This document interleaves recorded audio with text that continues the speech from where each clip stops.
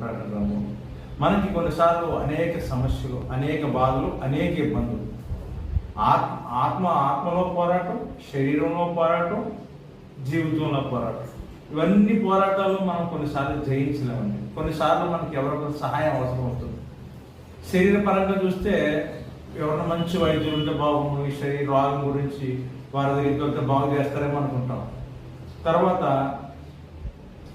తర్వాత ఆత్మ పోరాటంలో అయితే ఎవరైనా మంచి సేవకులు, ఆత్మ కలిగిన సేవకులు, పరిశుద్ధాత్మతో నిండిన సేవకులు, అభిషిక్తులు ప్రార్థన చేస్తే నాకు ఈ బంధకాల నుంచి విడుదల వస్తుందని మనం అనుకుంటాం.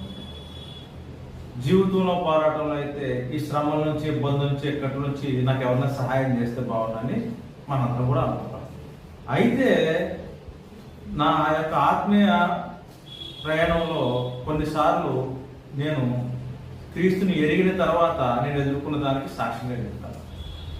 చాలాసార్లు నేను దాడులు ఎదుర్కొన్నాను, ఆత్మల నుంచి దాడులు ఎదుర్కొన్నాను కొత్తగా క్రీస్తులోకి వచ్చిన తర్వాత. అయితే ఆ ప్రయత్నంలో, ఆ ప్రయాణంలో ఎవరు నాకు సహాయం చేస్తారు? ఎవరు పెద్ద పాస్టర్ దగ్గరికి వెళ్ళి ప్రార్థన చేయించుకోవాలంటే వాళ్ళు అందుబాటులో లేరు. అది వాళ్ళ తప్పు కాదు, వాళ్ళు దగ్గరికి వెళ్ళడానికి అసాధ్యంగా ఉండేది. గంటల ఎదురు చూసినా సరే కొన్నిసార్లు దగ్గరికి వెళ్ళాలి, కొన్నిసార్లు అందుబాటులో లేరు ఎవరు. అప్పుడు ఏం చేయాలి, ఎలా దీన్ని విడుదల పొందుకోవాలని నేను ఆలోచిస్తున్నప్పుడు నాకు ఒక అద్భుతమైన వాక్యం నాతో మాట్లాడేది పరిశుద్ధాత్మ దేవుడి వాక్యంలో. ఏంటో తెలుసండి, ప్రకటన గ్రంథము 12వ అధ్యాయం 11వ వచనం. గొర్రెపిల్ల రక్తమును బట్టి తమిచ్చిన సాక్ష్యమును బట్టి వారిని జయించి ఉన్నాను.